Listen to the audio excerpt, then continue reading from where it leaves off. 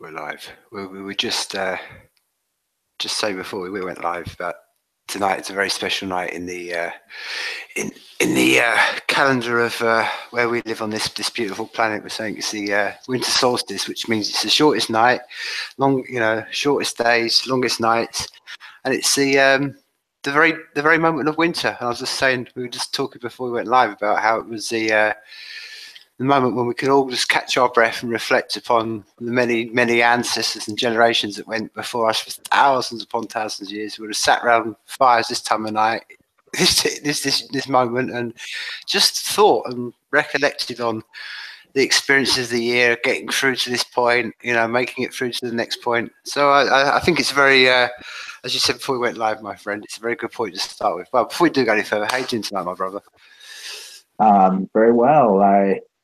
I did some hot yoga last night, which I haven't done yoga for a long time. So kind of like still riding a relaxed high from that and pretty well energized for this time of evening. I've got my cup of tea, got my vitamin C water, ready to talk about art or whatever we end up talking about. Who knows?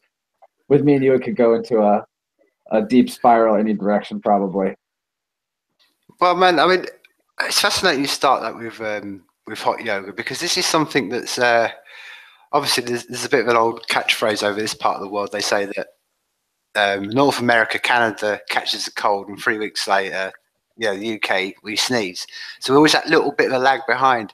So I can imagine many people have heard of hot yoga, but to someone who's just said they just done a hot yoga experience, maybe talk me through the process, because I mentioned this as well, because as I understand it, I mean, I think most people who have experienced yoga find it quite at their own level to do it. But isn't as I understand it, the heightened experience of hot yoga is it makes it almost exponentially harder, because you can't even do if you could do maybe half an hour normal yoga, that's going to be surrendered into maybe 10 minutes of hot yoga. Am I correct in that understanding? I think it probably varies. I've only done it twice in my life, and I'm honestly not the biggest yogi as far as physical energy practices go. I'm more of a qigong guy, although I should probably get both things more into my regular practice. I've sort of slacked on each. That kind of goes back to the point of where we're now at the time of the year where the nights are going to start getting shorter. Well, for me, I tend to have kind of like a drop off and a decline in my good habits between about September and about right now. So I'm looking forward to taking the inspiration of this solstice and setting my intentions for the year of maintaining good practices. But back to the question of how much harder is hot yoga than regular yoga. In my two experiences, it varied dramatically. Maybe I had a different level of base fitness because they're a couple of years apart. But the first time I did it, it seemed like it was like unbearably hot, and I was just sweating buckets of sweat. I kept having to stop and was having trouble with the basics in general, and I even had to leave the room. But I was also smoking a lot of cigarettes years back when I did that, so I think it really compromised my respiratory faculties in general. And I think I do have a stronger base fitness level, but the one I did last night was, I would say, definitely not intense in the heat. I think the guy running the class wanted to take it a little bit easier on everybody, because just being pretty hot for most of the time and then opening the doors and turning on some fans for like the last 15 or 20 minutes, I thought that was good enough, but that's just me. It was a good class though, because it was the type of teacher that allowed everybody to flow at their own pace and gave a lot of options through each pose for beginner, intermediate, or hard level things to attempt. And yeah, so I definitely got through it a lot more easily than the first extremely hot yoga class I did. But neither of those experiences compared to the one time that I did a sweat lodge with a Native American group, even before the first time I did hot yoga. That is extreme heat. And you're not even moving around in that. You're just trying not to,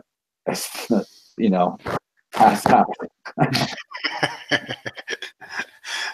But I think it's, I was just on that very point you just made there, my friend. I think you said that you reflected upon the fact that this time of year is something that you find your energies go down and you start to lose your disciplines and your steps. Now, is that in hand, do you feel, your creativity? Because I mention this because me personally, I find that this time of year when the days become much shorter and the nights, and I've become very much creative. I mean, it kind of very much saps your energy as a human being, but it kind of expresses itself in creativity. So do you find that duality you mentioned, obviously your discipline, you find that harder to struggle? Do you find that there's a rise in the creativity flow? I think so, actually. The creative things I've been up to, for the most part, are involved with making my podcast lately, which Mm-hmm. is called Innerverse. If anybody listening is not familiar with it, maybe you've probably seen it in the show notes or title at this point. But making that is, when put together with a full-time job and trying to keep yourself healthy and also be a decent member of a family and things of that nature, it's it does take up, basically, I'm finding out, the majority of my time that I would have to put towards other types of creativity. So where, and if I looked at it from one perspective, I would say actually I've kind of fallen off creatively, the bandwagon of having a lot of momentum with projects. But that would only be if you're looking at it from things that I'm drawing and doing by hand. I like to do a lot of work with markers and get super crazy and spend 3 months on the same project. And actually, I haven't really done much work with markers or drawing at all since about October sometime. There was a project that I'd been working on for a solid 2 or 3 months, and I spazzed out and spilled coffee all over it. And it was pretty close to done. And I just haven't picked them up. I'm kind of maybe in a slump in that regard. But with the podcast, I do some visual art that goes with it. With each episode, I make some cover art, and that's a lot of fun. And I also my try to keep my use of phone to distract myself, um, using it for complete time wasting activities to a minimum. And actually, if I ever do feel like the compulsion that I need to look at my phone to in some way not be bored in the moment that I'm in, I will make some kind of photo collage type of digital art on there, similar to the style of my cover art for the episodes. And some of those, what's cool about that is, even though I wouldn't call it a disciplined art practice, because it's not something that I spend tons of time and energy into just one piece. And I feel like that it's a pretty crucial component of masterpiece art, if you will. But for something that I can throw together in 20, 30 minutes and do a couple of them a week, I think that that's kind of cool, because I doing, not all of them turn out great, but every couple of them turn out really interesting. And so it's almost like the quantity gives me the opportunity to have like spontaneous quality pop out of there. And if I just keep the practice going, then my ideas for them actually are better, and so I can come up with something quicker instead of just going like, oh, what am I going to do today, and just doing some random stuff, if that makes sense. It's really just with any creative discipline. Discipline is the key, right? It's Mm-hmm. the more that you keep yourself in the flow of your creative act, the more your unconscious mind is working to your benefit and towards that intention of being creative whenever you're not actually engaging with the act. So even if your practice is as little as 15 minutes a day, doing a little doodle here and there, you'll find that the feeling of, I don't know what I want to create, I don't have any inspiration, will be replaced by actual actionable ideas that are at your skill level and what you are capable of. But you need to give your brain the information of, what do you like to do? What is your skill level? What are you capable of? And have all that churning around and bouncing around in mixing up with the ideas that you're having throughout the day, because of the fact that you're doing it regularly and it's kind of in your RAM, or something like that. Your mental memory. Yeah, completely. I think you hit upon I think the very key element and essence that is kind of missed, particularly when you have many discussions about creativity, because people always think it's an instant flow. And I think that the key word you hit upon and we're discussing is discipline, because that's the very element. And that's something that many did. I'm sure you come across that many creative people, they don't want to know.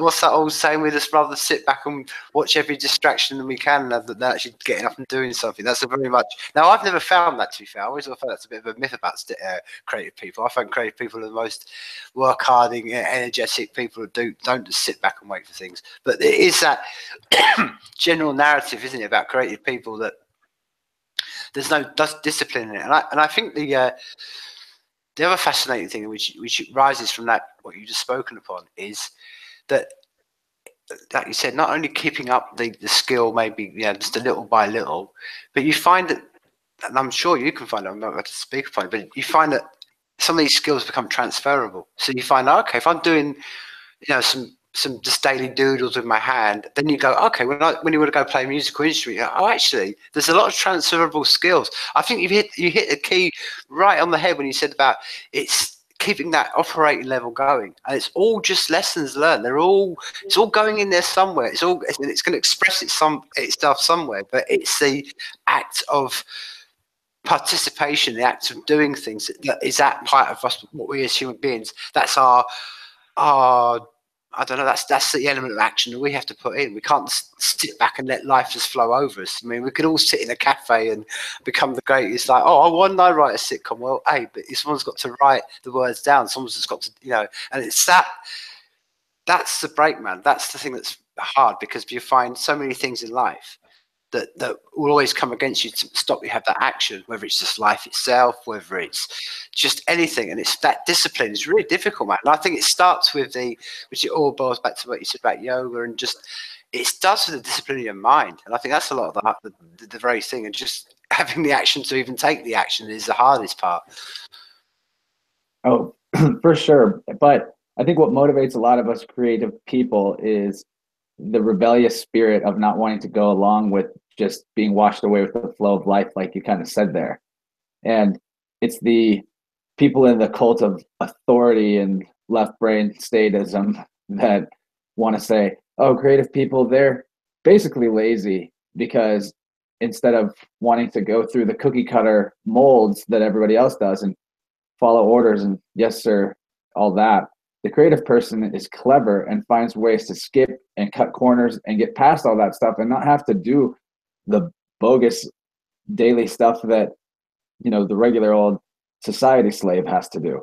And so that makes that's why there's always been sort of disdain for that, the beatniks and the hippies and what have you. And it's because also through their creative manifestations, the ones that are actually following, why are they wanting to cut those corners? It's because they want to do what they want. And the ones that are following the true, the ultimate creator, if you will, like the generative principle behind the universe itself that unites everyone in higher states of consciousness towards positive will, then doing whatever you want is also going to be expressing that will, which is also going to be teaching other people why it is that they like how to get from point A to point B in terms of being that sort of society slave towards being a creative person. Like, they're all teachers, really. Each and every creative master, even if they weren't giving lectures, they have taught the world something important. Whether it's just about a new way to see the light and paint it in an interesting way, or whether it's through their writing that portrays a different version of the future than what we had previously been able to imagine. Science fiction being a great example of that. How many inventions actually come about that were previously just fantasized by science fiction writers? Turns out quite a few, actually. It's very strange sometimes. I agree, my friend, but that in itself could be a whole discussion in itself, because you then go to the fact of, is that who's inspiring who, and it goes into that other hashtag that says creation inspires creation. So you kind of work into the dialectic of who inspired who. Did the scientist inspire the artist? Did the artist inspire the science fiction writer? And it's a very universal thing. I think it taps into something that I think we touched upon last conversation, is that kind of universal consciousness, that tapping into a greater knowledge that you find that many people, I've always said this, and I mean, just on that whole general creative one, I think the idea of being boxed into creative people are musicians and artists, or their sculptures, or they make textiles or whatever. Creative is using any part of your mind. And we found, like you said then, when the science fiction writers and the creative people came together, out came science fiction. But there's a lot of commonality between these people. And I think at the moment we're scattered into little disparate groups, and we're not connecting with each other. But that's a fascinating subject itself, because I think once you do connect, which I think we are seeing now, I, I have to sort of relate into this, you know, almost sort of sandwiches into this part of the conversation. I was reading this, obviously this time of year now they're putting out all the statistics for the year, and I found one of the ones I read this week was absolute. It's kind of one of those ones you when you hear it, you think, oh, okay, you probably think it's something shocking, but it was this year for the first time that there are more mobile phones on the planet than human beings. It happened this year. And when you think about that, that's absolutely incredible. But it ties into what you just said before, because the reason that we're seeing this, I don't know, renaissance of knowledge and sharing is because of that the idea of a mobile phone. And what I've always found fascinating about that, it is one of the, goes back to what I was trying to say, it's a truly creative act. I mean, the reason we've all got mobile phones and they've exponentially risen is because it's one of the areas where the top down, the corporations, the government didn't restrict it. It was just allowed to happen. And it went boom, went everywhere. And the back of that, we've all connected. And now we've got, that's the other thing, isn't it? A kid in Africa walks around with a phone in his hand, and he's got more computing power than Reagan had back in the day when he was sending shots to it. So it's fascinating that this is all, I don't know. I think we touched upon it last time. And I think what's fascinating about it is, and I think like I said, we did touch upon it. I want to really kind of open this up with you more tonight about, I think there's a more of awakening, for want of a better word, of natural law and seeing things for like, wait, how does nature do things? And then that's how we get these flow states. And I think that's, goes back to where we even started this conversation, like, you know, like you were saying, you know, this time of year you find your energy levels down and your discipline goes a bit harder, and all this because that's natural states. That's like we started. I mean, this is the time of year when the days are the shortest and the nights are the longest, and our energy does feel that. Our ancestors would have felt that for thousands of years. So it's fascinating. But I want to know really what you felt about, mainly really because your location, you know, where you are in the world. But what do you see when you see things around you in your general, not on the internet, because I think the internet can be very much an echo chamber, but your circle of friends, the people you connect with, I mean, do you feel there's a general waking towards seeing things on a natural law basis, as in, how does, you know, just that general, what, for want of a better word, common sense, just treat each other as human beings? Do you see that on a rise, or do you see this on a shrink, or do you just think it's just, you know, in a constant time, nothing's really changed? It depends on where I'm looking, what I see. um, you know, natural law is something that I've been extremely interested in about the past year since and I'd love to even elaborate on how I see natural law is important about it, you know, just in case people listening aren't even quite familiar with the term. Another thing you could call it would be spiritual law or just universal law. And basically, it's very obvious to anybody that, you know, drops something on the ground that there is a law of gravity. Now, what gravity is, the law doesn't tell you that, of course, and that's a whole nother discussion. But and maybe there isn't gravity, maybe there's something manipulating the between the objects, and that's what's moving it. But that's a whole other conversation. We know that certain causes have certain effects, and you can mathematically put those into formula. But for some reason, we've all generally come to a cultural consensus that that type of operating law does not exist in the realm of human morality, or you know, or karma is another way of calling this. But the truth is, the universe does not reward people who are hurt others, harm, steal, what have you. There's always a boomerang effect from that type of behavior. It's self-destructive because, you know, if you look at the universe as the inside and the outside as a unified, you would realize that is what you're doing to yourself. And so a lot of people are reawakening to that fact, basically the golden rule, if you will. Important it is to actually be in alignment with the truth of certain moral realizations. And it's not, our technological improvements have come from the fact that we have taken this approach of looking for the truth in the outside world. But for some reason, science doesn't want to apply that to spirituality or morality or behavior. In psychology, especially, everything is just super relative. Cultural relativism, this is a huge thing. But it doesn't matter what your culture believes about something. If I just came up and stabbed you and you bled out right there, and I just did that for no reason, that would be wrong. It doesn't matter your culture. It's very obvious, but people don't want to accept that certain things are actually true. I think it's because the ego just definitely hates absolutes. The ego wants things to be my way, not just a certain way. But all the truth is what actually happened. And so with natural law, just like the laws of physics are equations that you can look at and say, that's what actually happens. The same is true for basic morality, basic human decency, and what you give is what you get is actually how things work. So, in my direct circle of friends, a lot of people are, even though they're practicing that particular thought of, I want to treat others the way I want to be treated, they still are actually oftentimes in a state of solipsism where they still have believed the lie that there isn't such a thing as absolute truth, even though they actually operate on some absolute truth in the first place. And for a lot of these people, when I just have a conversation with this type of thing about it with them, and I ask them the question, is there such a thing as truth? And then they say something like, well, not exactly. I can always just come back with, is that statement true? Automatically, that defeats the solipsism instantaneously.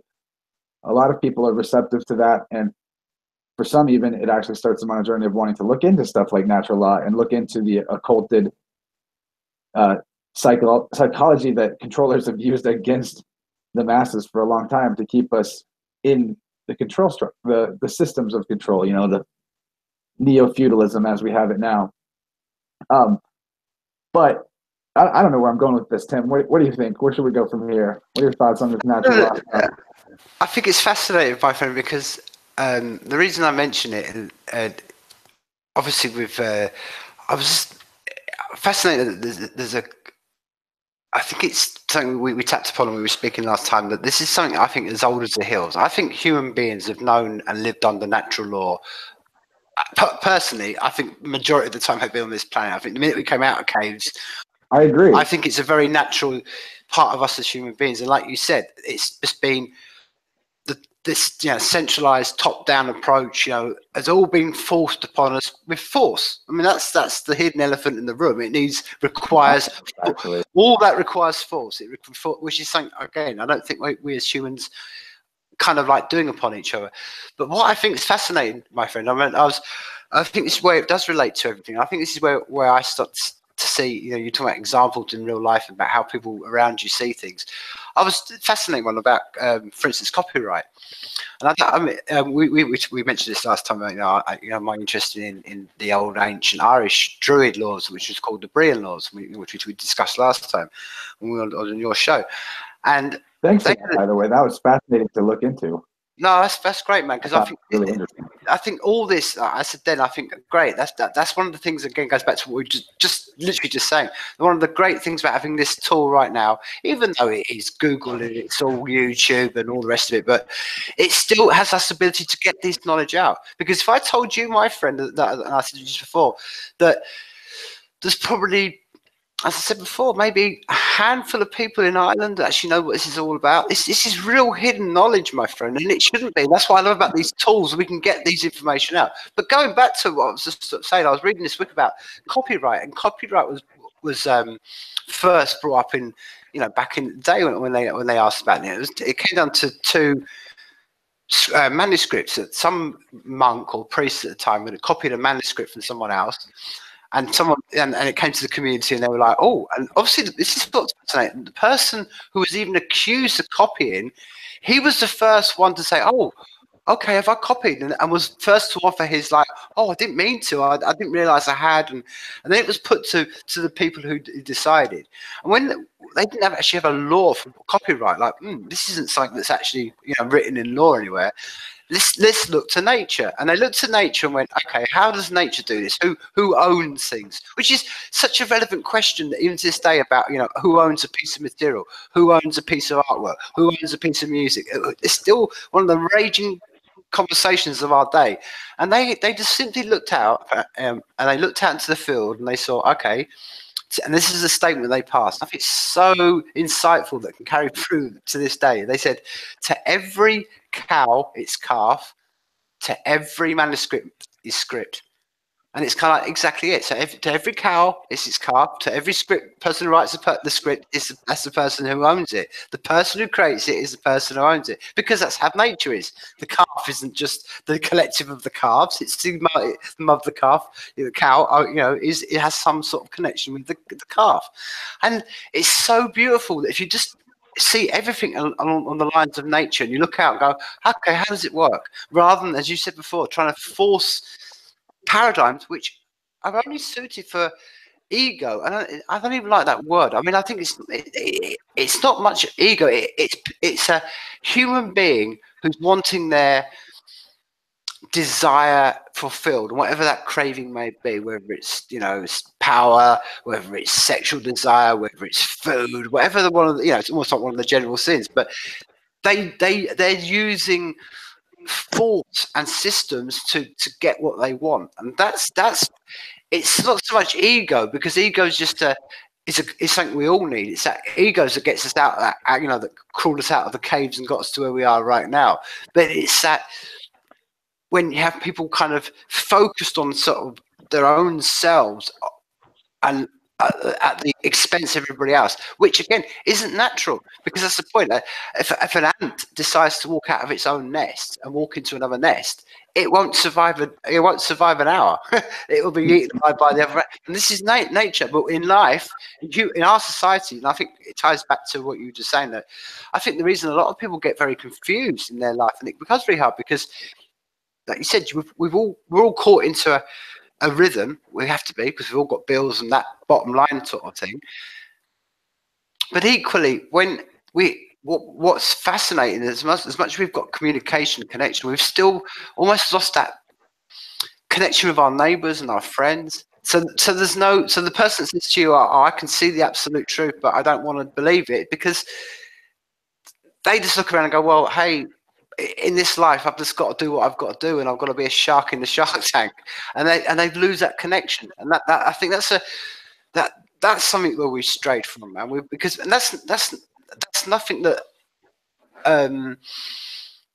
it's almost like a momentum that happened before even before me and you were born, my friend. I mean, do you know what I mean? The idea that humans have gone from beyond their little village, and then they've gone, oh, what's beyond the hill? What's beyond what's beyond the seas? What's beyond and in some ways it's great, because I much prefer to live in a time where I don't fear the man beyond the hill, because I know the person beyond the hill is just a human being. So there's that duality of us reaching out and doing that. But I think that's the major connection, because I personally think that natural law is the natural frequency we all operate on, and I think it's just other forced elements that come across that, and then that's when you find that struggle that you're talking about between human beings, because it's something they feel inside themselves, but they're forced into a method or a mode of operating system they don't want to live in.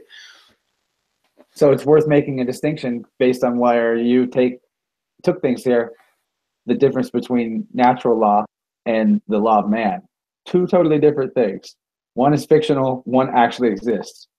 And I love the example you gave of looking out in the field, to each cow their calf, and to each creation that you create, you have ownership of that. But what is different about ownership in natural law versus the law of man is that natural law ownership means responsibility. So the reason why we are not free is because we don't take ownership of our own selves. Ownership is what it's all about, actually. What you do actually own and what you don't. And the only thing that you do actually own is your physical body, your consciousness, your mind, and the things that you create, and the territory that you inhabit and are taking care of respectfully. And that also doesn't mean you have the right to take something like territory and own it and not allow others to utilize it. You only have a right to what you need, and that's to what you can be responsible for, to what you can personally be responsible for. So one of the reasons why we have all these crazy laws and people go and accept it, like you can't have a certain plant or you can't have uh, a type of mushroom that our ancestors used for thousands of years for ceremonies and for healing and for basically so many functions, and it's actually proven to heal your brain, for that matter. Psilocybin can't have that because you don't own your body. That's what the law says. The law says the state gets to decide what you do and don't do with your body. So that means you're not responsible for it. That means you don't own it. So you don't own yourself according to the laws of man. And when you look at nature, does anything not own itself in nature?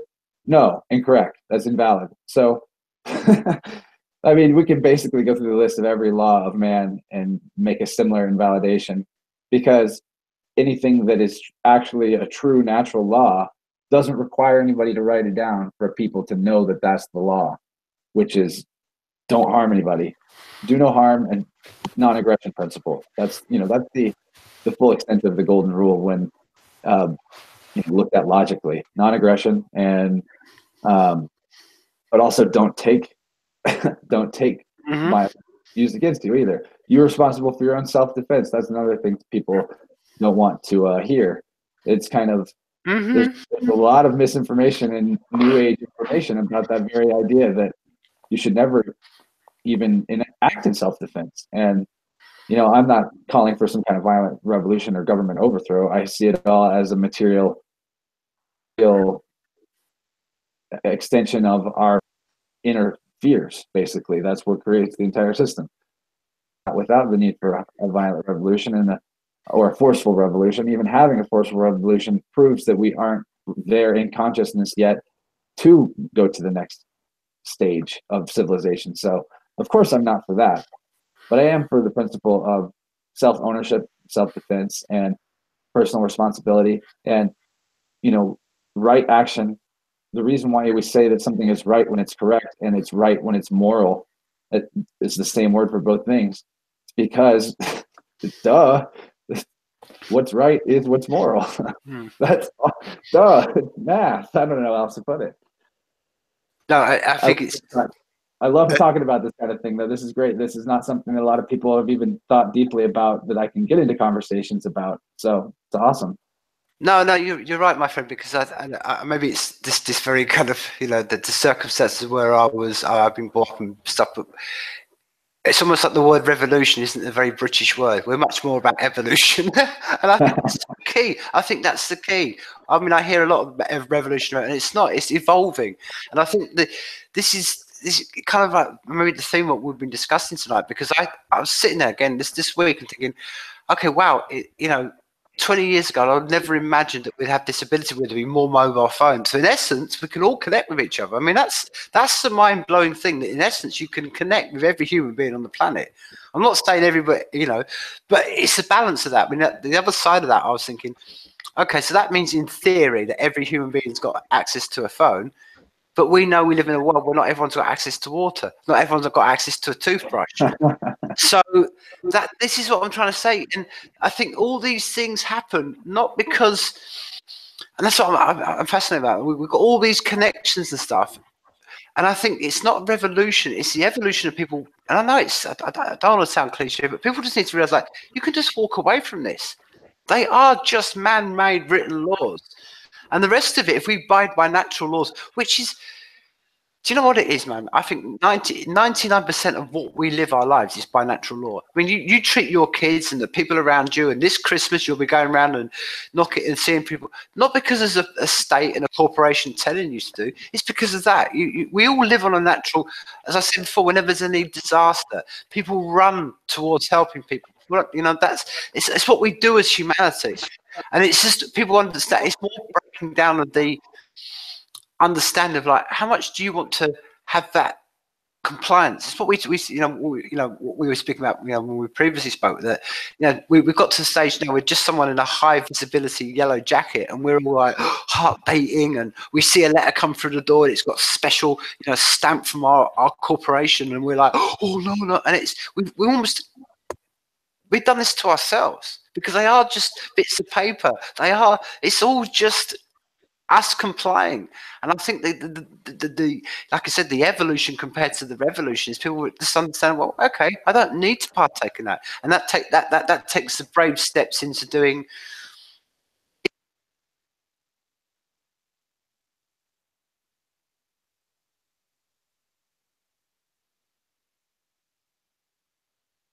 I lost audio there. I've lost audio in our connection here, buddy.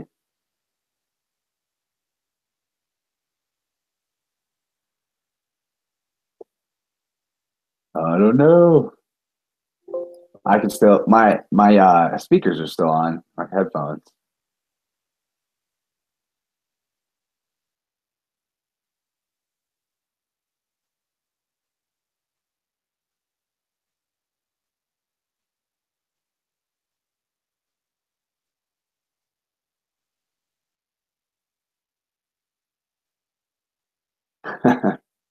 Sorry, man.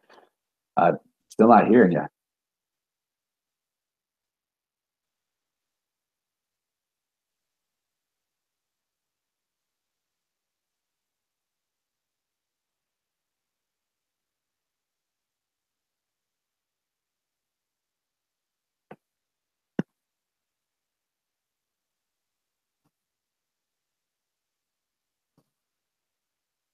You can probably hear me. I don't need to type. I don't know. Okay, right on.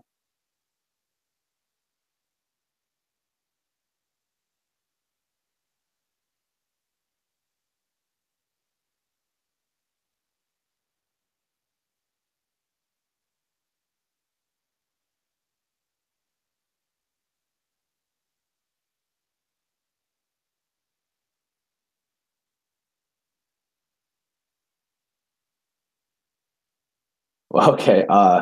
So we're having technical difficulties while he's figuring that out. I guess I'll just keep talking about what we were talking about, because I have plenty of thoughts on the subject, specifically what's really keeping us in the dialectic of left versus right that everyone's so caught up in its myriad forms, whether it's man versus woman, Republican versus Democrat, or one political party versus another, or one, you know, army versus another, or one sports team versus another, all these dual dialectics. What's really keeping us there isn't the people that are passing the laws and starting the wars. It's actually the people who are carrying out the orders of those people.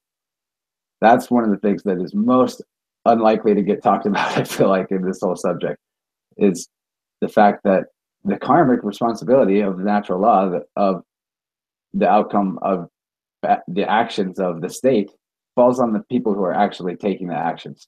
So, like the police and military, basically people that follow orders for a paycheck. And while unfortunately most people that just have a plain job of any kind are following orders just for a paycheck, at least I think that's one of the calls of the artist, is to get out of that system and be completely calling your own shots, from based on your own conscience, based on what you think is right. And we unfortunately live in a culture that literally idolizes and glorifies the exact opposite of order following. Hey, I think I hear you again, Tim. Can you? Yeah, what the hell? Man, all I'm going to say is, and I'll let you carry on your flow, dude. This is Google for you, man. This is the man. We start to have a conversation. They do all they can. Sorry, carry on, man. You carry on the flow. That was beautiful. Yeah, well, it's not something that they want you to talk about, because the entire reason why do you think Nazi Germany was able to have what happened to go down? It wasn't just because of the soldiers and the Gestapo, the Schwarzstaffel, or you name any of their secret services or military forces. It was also all the women and children and non-military men who, if they weren't openly supporting it, they were not saying anything against it. Well, There's a special place in hell reserved for people who live in evil times and don't say anything or do anything about it. do you know, it's a fascinating one. On that very one, and I always I always feel I love to. I feel I always want to bring this into that conversation whenever we're getting anywhere near this. There's a very similar story to the First World War here. Now, most people can be, maybe they don't know. Go and read the details about how many people were killed in the First World War from the islands I'm on, man. Now, a lot of the men that were marched out to that wasn't just the old, patriotism and the glory of war and all that kind of, all that kind of stuff. A lot of it, and this is again, it's one of the unknown, unspoken about parts of history that people don't want to do because it's uncomfortable. But there was a campaign here of any man that stayed back, the women of the country who were left here would have a thing called white feathering. So they'd go around, and if they saw a man walking around the streets, like, well, why aren't you fighting on the front? And they would put a little white feather on them, tie them with a little white feather. So it's like a shame culture to get these men to go out and walk onto the battlefield. And it's exactly the same, dude. That's, to me, there's one. It's all evil. There's one level of evil of sending men into battlefields or putting them in a trench and saying, well, there you go, put your head above the parapet and get gunned down to gain 20 yards. That's one set. That's one form of evil. There's another form of evil, as you quite rightly said, of the people left behind. Like I said, in our country, it was the women sending, shaming men into not manly enough because they're not following the orders of another evil mind. It's like you said. We're happy Anybody could call their grandma right now. Call up your grandma and say, "I'm joining the Air Force," and she'd say, "Oh, that's wonderful," and she would really think that. I'm just saying. Well, that's maybe it's a different reflection to your part of the world to mine, my friend, because I know many people if they turn around to their mothers and said to them, "I'm joining the army," they'd be like, "No, you're not in mine, not like my roof, sunshine."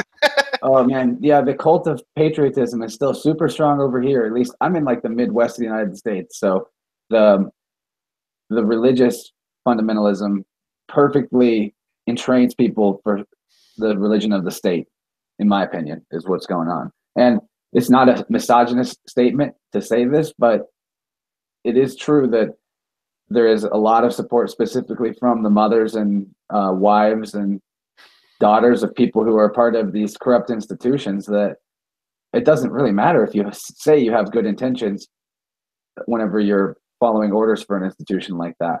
It's still, you're still not exercising conscience, because if you were, you wouldn't be involved with it at all, period. So that being said, like, look at our line of work as people trying to speak the truth about this type of stuff, trying to show people that there's a different way to move through this life experience. It's a really overwhelmingly dudes that are doing this type of thing. And I guess what I'm saying is that the mind control in our culture is specifically targeted to women more than men, because if they mind control women effectively, the women will support only the men who do the behavior that the controllers want. So I feel like it's really important that we can try to sway that dynamic in some way, because it's exactly like you said, it's a form of evil to be in support of that, of any of these murderous institutions. And one thing I'd love to even talk about is why did that even happen? Why was World War One fought? Not the political exoteric reasons, but like what was really going on. I personally think there's plenty of evidence to suggest that the entire business of World War One, World War Two, and all the following wars was actually to sacrifice living people to whatever it is that sorcerers want to sacrifice people to, whether they're standing on top of a pyramid or throwing their bodies in a trench. It's the same thing. They cover these guys with all kinds of regalia that's occult symbolism, tons of symbolism that they don't even understand, and then sacrifice them into the maw of this war machine where their blood feeds the dark gods that they worship, I guess. But instead, everyone wants to think, oh no, these countries, they were embroiled in a network of alliances. And so when the Archduke Franz Ferdinand was assassinated, that meant All these other countries had to get involved. No, they shook hands behind closed doors, behind the scenes, and agreed to do all of this because they're all part of the same network. Each of these different countries are really the same thing. It's all one thing. The state is just like any authoritarian structure that you can see in the exoteric world, has a hierarchy to it, and there's something above whatever it is that's trying to control something below it. That's true for states as well. They're part of a hierarchical structure as well. Mm-hmm. I mean, And yeah, we gotta, like, I don't know what we can do about it other than talk about it. no, I mean, again, we could spend, and I think, I mean, I'm no history of of knowledge of that stuff, but and I don't want to sort of spend the whole time talking about what led to the individual events of about World War One. Just generally that it was. No, it's not. I'm not saying anything that nobody that doesn't know, but it's still fascinating to me that it was up to that point we had almost. And again, I'm speaking from a very kind of European, where we are British kind of angle, but the wars were very kind of back. Previous to that, were very much very civilized, and that's really it's almost like a wrong word to put to wars, but it was kind of like they. I mean, I don't know if people are aware of this, but for a lot of the like the Boer Wars that we had with down in Africa and stuff, the British had that. Not only would it just be a bunch of the redcoats going and doing that, but you'd have literally whole brigades of people going there and just watching it, setting up tables at the top and be like, okay, we're going to kick off at 11 o'clock. And it'll all be on a battlefield, and it'll all be civilized watching. And then I think the thing with World War One was, like anything else, technology started to come in, and they just put human beings into these fields. And again, whether it's like I say, I'm not one to know whether it was all just designed by, like I say, top down, and I think all it was. But the whole idea it was, and I think it's, without going into the conversations and the wheres and whys, but one of the things you realise is you see it again. It goes back to nature. Things can just have a momentum themselves, and I think that's one of the horrors of the First World War. I mean, especially I was reading this week some stuff that my great grandfather wrote when he was in Passchendaele. And he kind of alludes to it in the pieces he's writing, just in his little bits of poetry, that it's the collective madness of like, we didn't know any of this. It's just like they just walked into this madness. It's kind of like it's got a life of its own, and it's like, how do we stop this? And like you said, the people at the top don't want to stop it. They just want to keep feeding the humans in. And it's like, and you just get, like you say, the push and pull from your end. You're getting pushed and you're getting pulled, and it's just collective madness. That the trouble with all this stuff. It's really difficult to stop. I mean, that's what I'm saying, man. I mean, I was reflecting on this again at this time of year. It's been, it was like almost a joke to me, thinking like when Bill Hicks was alive, and I was watching Bill Hicks when I first saw him, and he was making jokes about the Gulf War, and we're still involved in that shit, man. It never stopped. It's like I think it was Eisenhower or Truman said in a famous television speech in your part of the world, beware the military-industrial complex. Eisenhower. Sorry, man. There you go. And dude. I mean, it's one of the reflections that I'm always up to. That's why I love talking to people on your side of the pond, because it's when I talk to someone like you over there, it's such an alien concept about military schools saluting the flag. I mean, that we don't go to none of our schools. You're not going to salute the flag. We're ashamed of our flag over here. We're taught to be ashamed of it. It's the worst piece of dirt ever. Don't have anything to do with it. And then you look at Americans, and it's all very much, even at, like you said, a base level. And I think it's fascinating to me, man, because you did point upon that, but it's something that I don't know whether it's still true, but isn't it something like a high percentage of Americans don't even have a passport? So they almost like they live in this culture. You are the most powerful part of the world. So, for instance, Americans don't even understand about freedom of speech. I mean, you have a freedom of speech that the rest of us in the world look at envy. I look at America with envy. The idea you can stand up right now and say anything you like.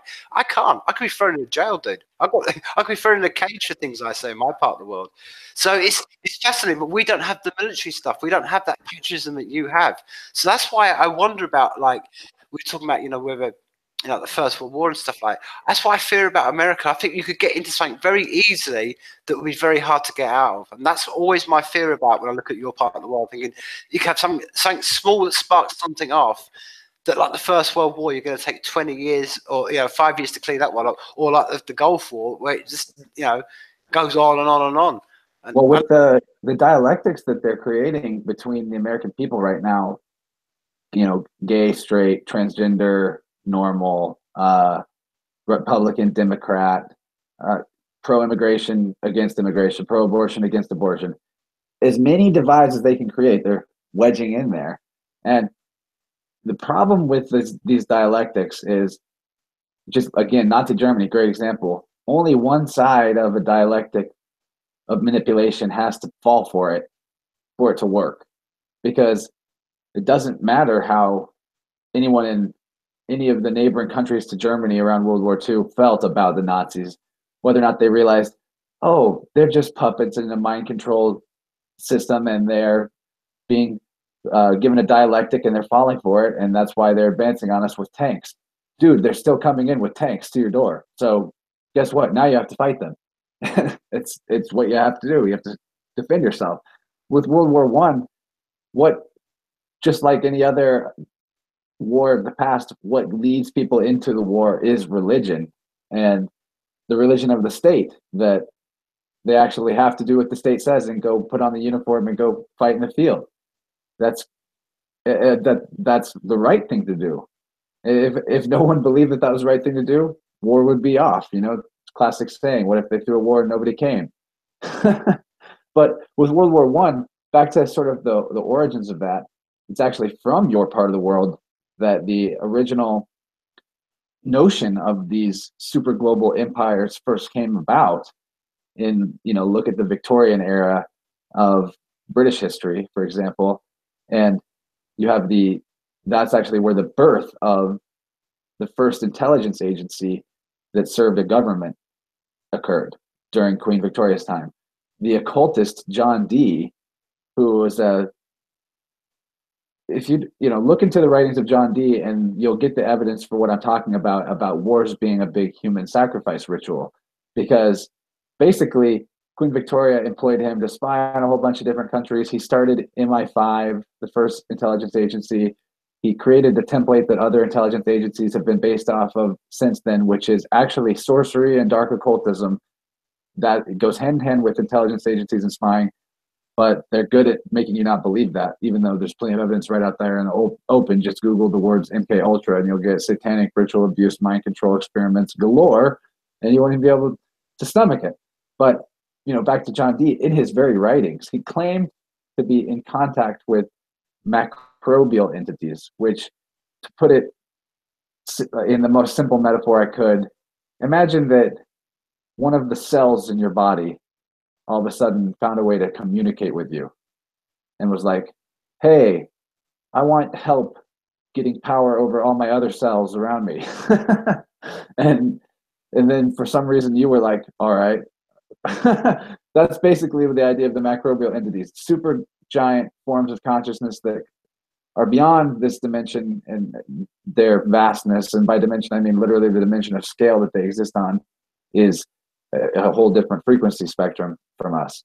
And supposedly he is in communication with these beings, and they were telling him what he was trying to learn from them. That's debatable, but what I've gleaned from it is that he wanted to actually figure out how to get off the planet, as do the rest of the elites, or the bloodline nobility and royalty that we're talking about, and governments that we're talking about. And essentially they told him, these entities told John Dee, we can help you with the science that you're going to need, but it's going to take a long time to get you to the level where you're going to actually be able to do what you want to achieve.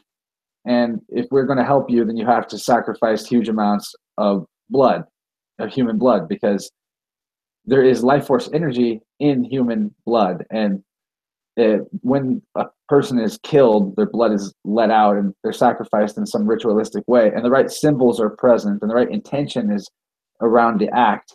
Whether or not that is an open intention, it doesn't matter, because the unconscious mind recognizes symbols for what they are inherently, whether or not the conscious mind does.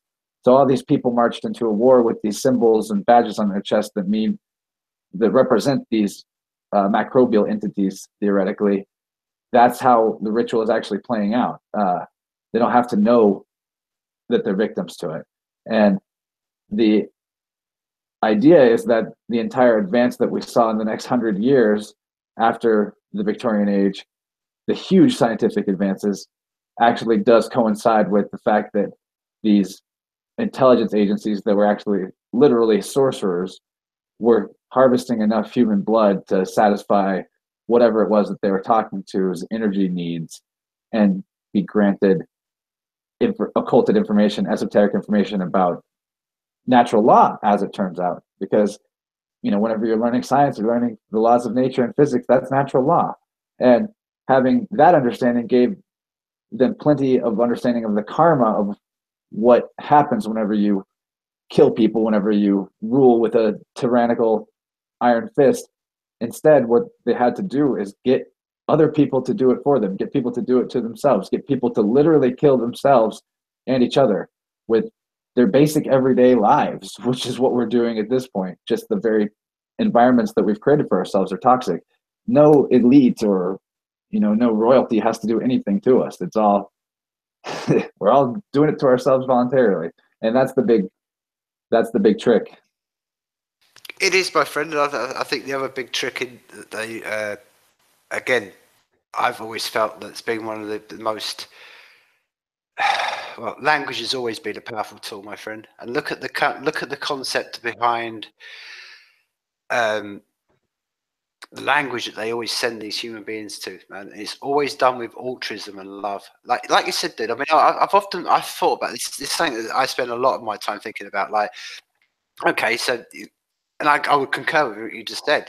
But what sends the average guy from say from west coast of Scotland, you know what I mean? It's because of the peer pressure. It's that altruism, giving your life is worthless, give it to the group. Your life is worthless, give it to a flag. Your life is worthless, give it to a symbol. And if you can program people into doing that, then that power of groupthink that's dangerous, my friend. And that's that element of, I think, one goes neck, right. one moose. Exactly, man. It goes right back to, I've always said this, and it's why, as throughout history, and I mean, you can go through any cultures. I mean, I spent some time in my life living down in Argentina, and the same thing happened there. Whenever there was any military coup from the left or the right, the first thing they went after were the artists and the musicians, and they literally threw them out of helicopters. It's because, why is it that the elites, for want of a better word, what is it they don't like about us? Is it because we show? I don't think they're afraid of us as human beings. We don't tend to be powerful, strong, macho type of human beings. They're not afraid of our minds because we're not particularly scientist mind, but they're afraid of the insights that we open up to. And I think it's that, because this is where it always falls on. I've always thought this is it's the reason that the people that they go after us as much is because they're aware that we're in touch with what you just said then, that natural law and that stuff like that. Because it'll be the artists that will experiment with psychedelics, that they will open their mind up to natural experiences. The artist is the guy you're going to go and find sitting in the jungle who's been there for 6 months experimenting, drinking herbs and stuff. That's who you're going to find there. But then I've always thought this as well. With this, that's what I'm saying. That I think it's the ultimate thing that any top person, any people who are controlling or running any system, they fear the most is creative people. And yet, creative people, our voices are mixed up and they're not clear. That's why I think it's really clear. And I've always said this, and this is one of my reflections about coming back from South America, is that the people, which you find there, the people that do enter that existence, that other, what you just said then, whether it's through psychedelics, through ayahuasca, through it's whether just meditation, whatever the method of their path to get to that being was, they come back and they try very deliberately to be as clear as possible, and don't try to put any beliefs and just try to reflect exactly what they've been told. And I think that's something that we as artists, particularly, you know what I mean, that's the one thing we carry. It's like, okay, like you said at the very beginning, my battle, me as an artist every day, is to clarify the things I know in ways that I think, okay, am I bringing that vision through properly? Am I not distorting this? Am I not, because it's, as you said, there's many powerful people using the same knowledge and the same energy for negative ways. So we have got to be clear and precise, and make sure that we shine in clear rays rather than just fuzzy little rainbows everywhere, because that confuses people, because we need clear, strong lights in this world. If everybody, that was podcasting was talking about natural law like we were talking about it, how many people would that in turn actually educate about their own conscience and realize that, oh, right and wrong is something I can know inherently, and there is such a thing. Because that would be really, I think, millions of people that would be impacted. But instead, there's like a handful of us actually discussing these type of things. And one of the whole reason I even make a podcast is not to, definitely not to make a living, because that's not happening so far. Not to get famous, not to, my original intent was that maybe it would help me promote my art and other people's art. But once I started getting involved with speaking in that format and continuing in my own personal constant research of what the hell is going on in reality, I did eventually come across natural law and eventually did start teaching it, and realized pretty early on into podcasting that my mission wasn't to promote other people's art or creative work. That would come as a byproduct of what I was doing as a mission. And that my mission is to create other teachers of this exact information. That you create your own reality experience. You are the entire creative force of the universe embodied in a single point of perspective. You can literally change anything you want about your own behavior and about your own life experience. And, it's not to say that abusive patterns that have been inflicted on you are your own creation, because this is a consensus external world. But there is a correlation between everything you experience and a mental state that you had, an idea, a karmic repercussion. Just because you can't see the entire background of your own life history beyond this incarnation doesn't mean that there isn't a reason why you have a particularly difficult relationship with a person, or that a person has done some harm to you that was not deserved. And you might have done that exact type of harm to them in a previous life and you can't see it. And this is something that's very important to realize, because if you do have that perspective, even though you can't see the entire iceberg or the entire constellation of their history, another person's history on Earth and maybe other planets too, who knows? I'm not sure how that works.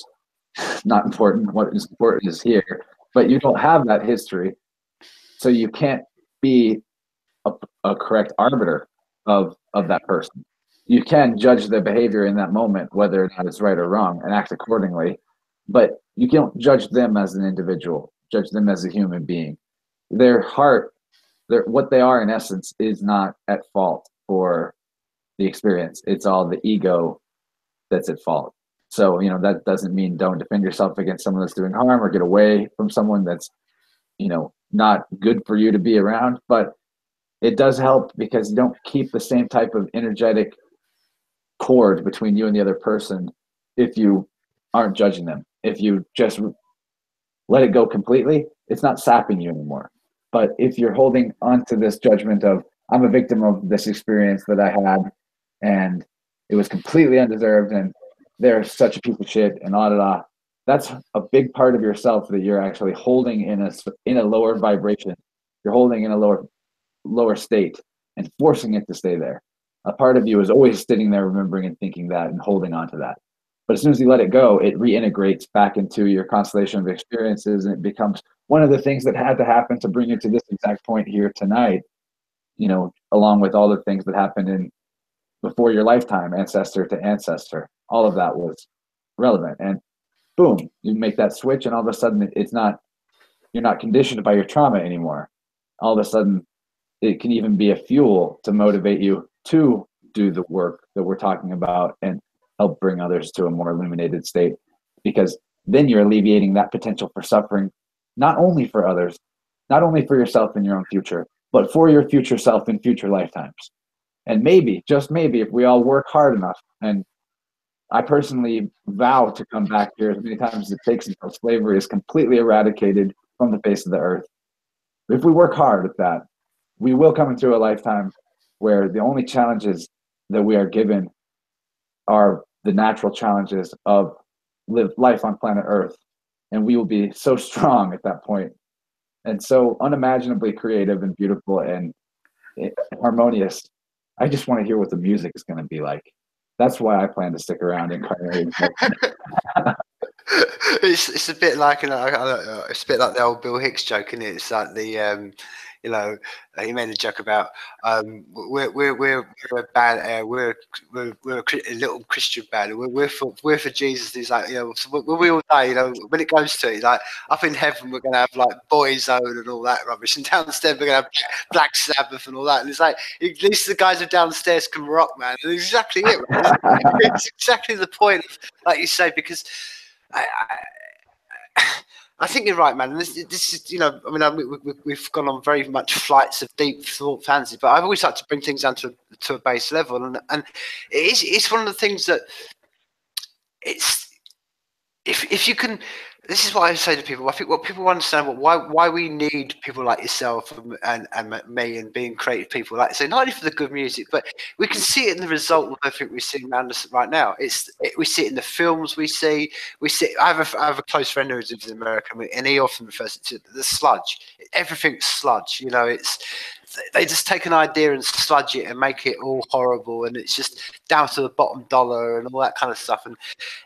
And it shouldn't be that way, man. And that's the point. And not only it shouldn't be that way, and I think every time I get, I think it goes back to what we started this conversation, and I think it ties into what you just said a minute ago. Is that it's like nature itself. Our lives ourselves, this time of year where we are, like we started this conversation, and we're midwinter solstice. Here we are, the shortest day, longest night, and it's. I'm just sitting there, and I mean, when you were just saying what you were just saying, I'm looking at it thinking, man, I could be the same ancestor blood runs through your vein, your veins, my veins, the same blood, that ran through thousands of generations. And I'm just thinking that I'm mostly Welsh, so we really do share some ancestry. exactly, but I was just thinking, like, imagine, a few generations back, and that if it's part of that element, and I was thinking, like, we sitting there right now, looking at that screen, and the shot that's behind you with the wolf and the staff and the blue, and I think that they someone from 1,000 years would recognise that, and we're still carrying this through, and it goes back to what we were saying that. Like tonight, where we are on this solstice moment.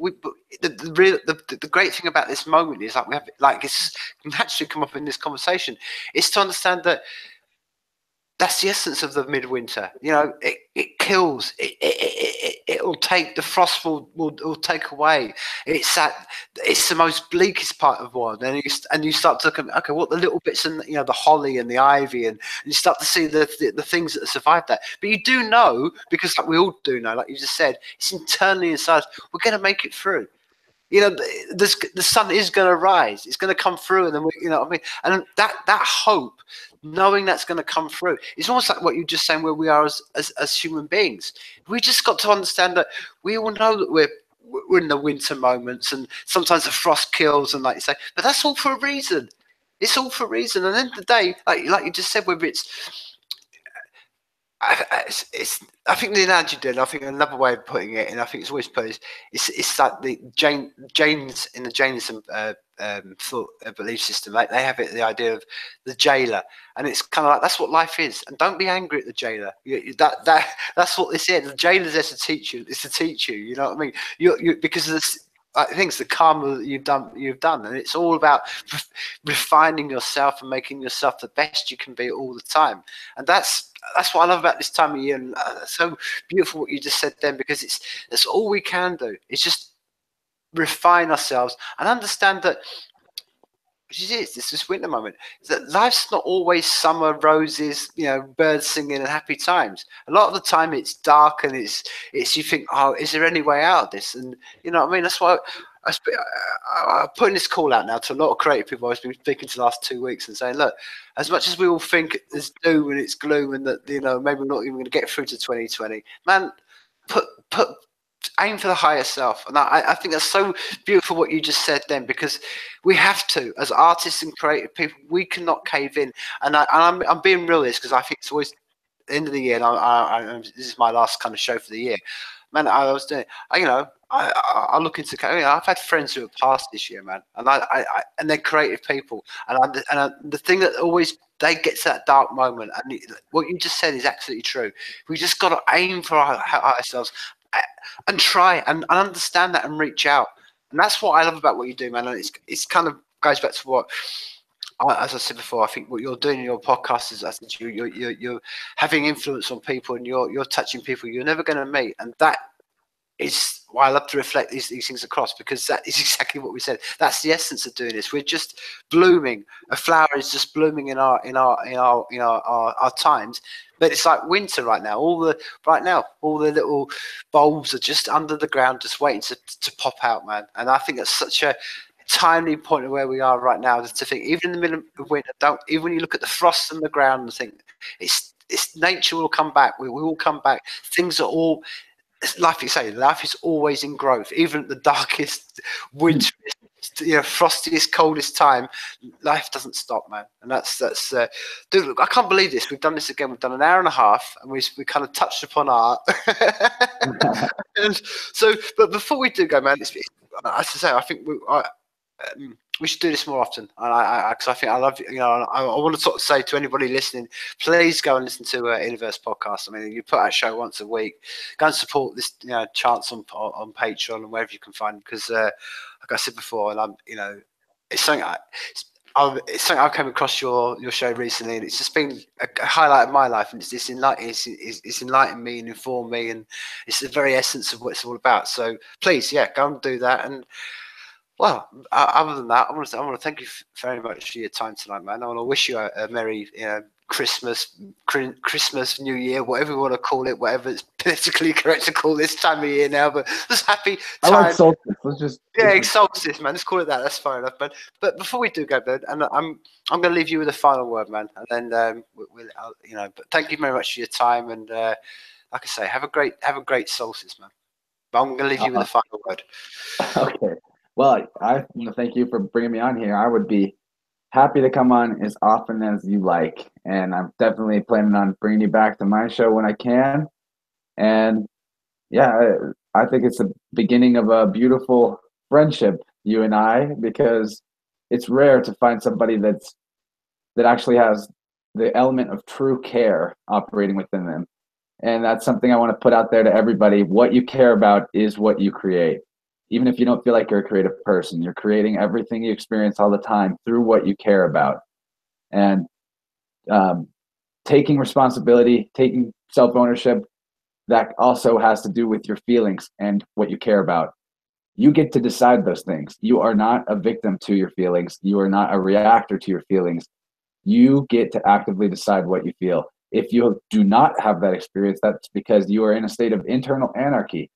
You're not sovereign over your thoughts, feelings, and actions. And a lot of us have periods of time where that's the case. But I want you to know that you actually have the power of choice. At every moment, that's the beginning and the end of causality in everything that you experience. So, innerversepodcast.com, I talk about this kind of stuff when I can, talk to a lot of creative people. I do have a Patreon where you can get a plus membership to the show and get double length episodes where I do big extensions, and there's some other bonus content as well. And on Patreon is the only place you'll see my art that I do every couple of days digitally. So I would love to see some of you guys come check out the podcast, and also maybe even play around with us on Patreon. That'd be great. Thanks for listening. Thanks for having me on. Happy solstice to all. And I guess if I'm going to have the final word, if I may, I would like to speak something very specific. And it's kind of like my ultimate philosophy. All is love. Fear is illusion. All beings are free. Truth can never be destroyed. Beautiful, man. Well, from over here in Scotland to over in the United States, I want to say happy solstice, and life is people.